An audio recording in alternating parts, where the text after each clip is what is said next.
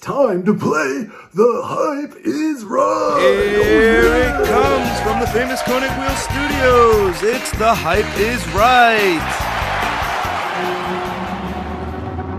My name is Greg Bussell, and we're filming out of Quarterworks in Atlanta, Georgia. We're a specialty drift shop predominantly focusing in Japanese muscle cars. I'm Dakota from Fitment Industries. It's Coda.fi on Instagram. I am the creative marketing lead and wheel slap enthusiast. Hey, what's up guys? Paco Ibarra, co-host of Maximum Driftcast, and I love weird cars. Hey guys, I'm Dave from Speed Academy. You probably used to see me with a hat on, so let me fix that now.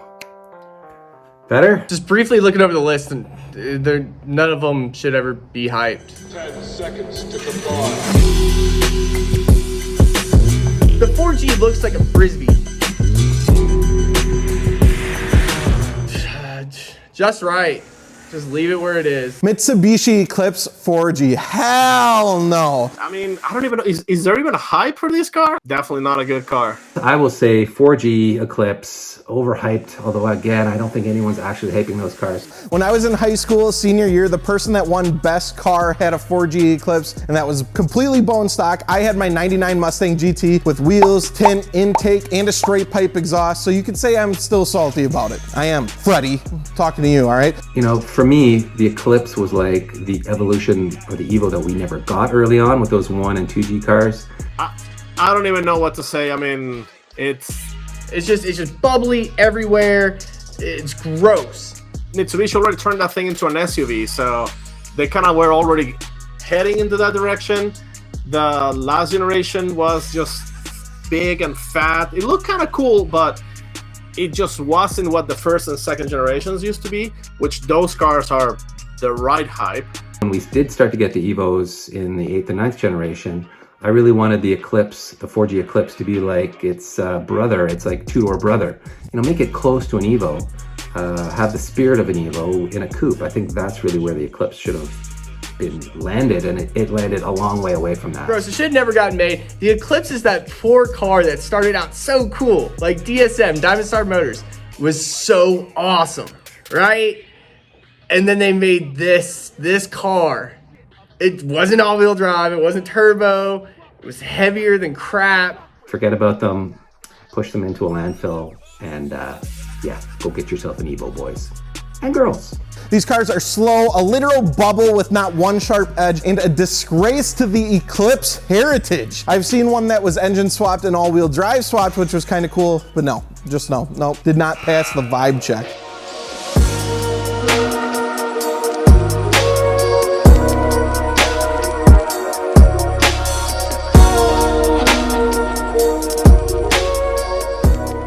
Just right again. We should not even be talking about these cars. I think they're very overhyped. Not an interesting car in my opinion. I'm finally back to a underhyped, going out in style here, going out with a bang. I'm going to say just right on this one. I don't hear people flocking to them, and I don't hear a bunch of shit talking either. Just save up though and get the Evo. This is like the one car nobody should own. Like if you own one, you didn't do your research. I don't know what they were thinking. Why even putting a RALLIART sticker on a car that is still basically just a base model Lancer?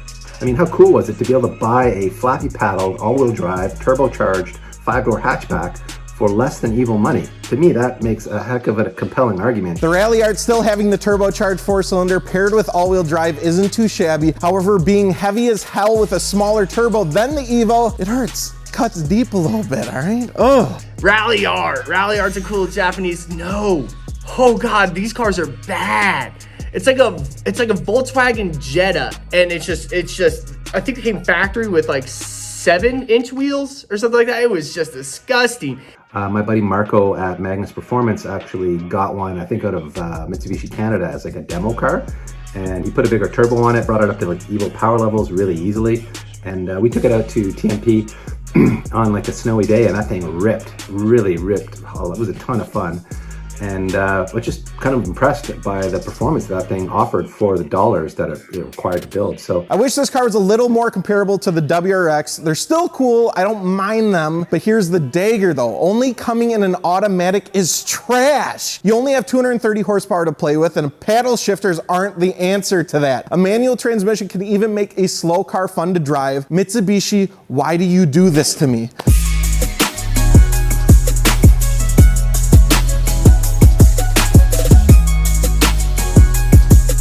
This one is underhyped. I think this car is way overhyped. you know, they have a lot of potential both as a really fun street car and as a motorsports platform. So I'm going with underhyped on this one. I think the hype is right, but only when you see them running. I haven't seen one in the street for a long time.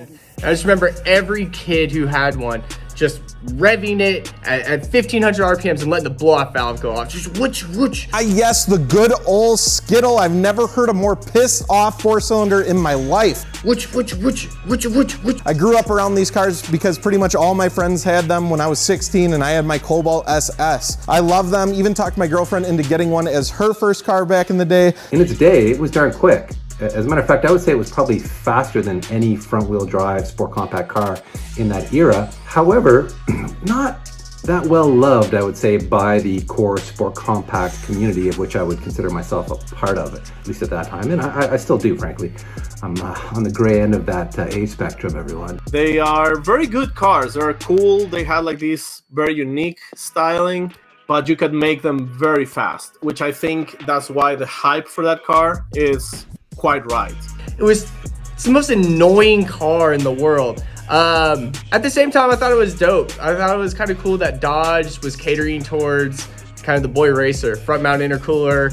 They did have a good exhaust note. I'm an absolute sucker for front-wheel drive turbocharged cars, so although it may be an unpopular opinion, you can't beat the turbo noises, the torque steer, and the price of these things. Great first cars and great car to get you into the car community. It was no Integra Type R in terms of handling balance, that's for sure, but what it was a torque monster and really a very quick road car. It was a lot of fun to hoon around in those things. And I wish there was more still around. If you guys can put some together that, you know, so we can all see them, I would love to see more of those. But yeah, I think good car. But no power rear windows? Stupid idiots.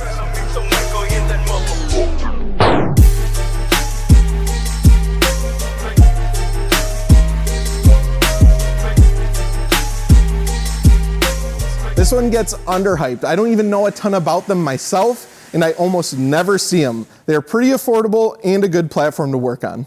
way overhyped on the B15 because frankly those things were kind of hot garbage. Great underhyped car. You rarely see them out there. Underhyped, I guess. Nissan Sentra SER, an NA 4-cylinder that's still almost pushing 200 horsepower. I can get down with that. That's okay. You know, it was kind of a car like the Sky, where on paper it looked like it should be pretty decent. 175 horsepower, 180-ish foot-pounds of torque. So it should have been pretty quick, but that motor, man, it was actually a truck motor. I think that's the motor they ran in the Frontier. It's like the Japanese version of the SRT4, almost. Nissan would try to play with the boy racer thing and said, you know, we'll make a kind of a specialized four-door sedan based off our crappy Sentra chassis. And we really won't change much. We'll slap some bigger wheels on there and maybe a spoiler, and it's still shitty. I mean, B13 Sentra, specifically the SER, probably one of the best front-wheel drive cars ever made. SR20 engine from factory. They also are probably one of the best sleeper cars you can get. These things fly under the radar for sure, and I've seen a couple nasty builds. You know, I remember a buddy of mine bought one, and he'd bring it out to autocross events or time attack events, and man, I would say he was eating my dust in my Hondas, but he was so far back, there was no dust left in the air when he got there. B13 Sentra SER, underhyped, great car. You find one, get it.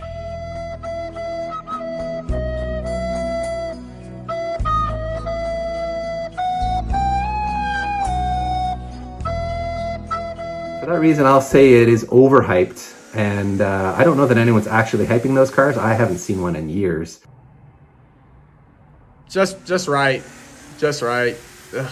Saturn Sky, extremely underhyped. That's a great car. I'm going to say just right on this one. Allow it to fly under the radar and don't mention it much. But when I see one done up nicely, I don't mind taking a peek at it. Talk about, this is a German roadster that somehow made it to America under Saturn's brand.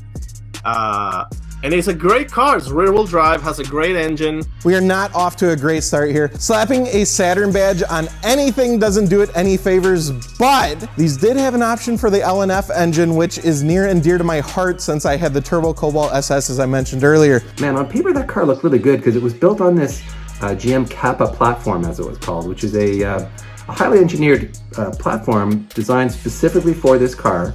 They didn't like borrow a hand-me-down parts bin chassis and kind of a hodgepodge of car together. They got pretty serious about this car, but then when you put it in a real performance environment, it just kind of fell flat on its face. And for me, worst of all was the suspension tuning and the handling balance. Like, they even come with a turbo option, and you can drift, you can just cruise around. They look cool, they have very cool styling, and a lot of people don't even know they exist. There's a ton of tunability to these cars, and they actually can make enough power to have fun and beat some unsuspecting cars. That is, if you get the red line, don't get the base model, don't buy the base model anything. I'm not done though. I think they're ugly. I think there's something you buy when you're having a midlife crisis and still can't afford a Corvette. And again, it's a Saturn. to me, the dampers were terrible on that thing. The spring rates were wrong. It would go into snap oversteer really easily. It rode like a bit of a dump truck. It just wasn't fun to drive at the limits. Extremely underhyped. I wish there was more skies out there. More skies out there. More skies out there. More skies out there. What the? We should not even be talking about these cars. We really should not. This is second time I've been on this, and I want to tell you, I asked for the Kia Soul. The Kia Soul is beautiful. If you ever go to Enterprise, get yourself, rent yourself one. You can request them at most airports. The Kia Soul has this beautiful active lane assist to where you could almost just, you know, be texting on your phone for a period of time and forget you're driving. It is a beautifully smooth vehicle. I recommend it to everybody. More importantly, do you want to see my dog? I got a puppy! Hi, you want to say hi to the internet? Everybody on the internet's really mean, and you're so sweet, and you're gonna grow to be perfect. Oh.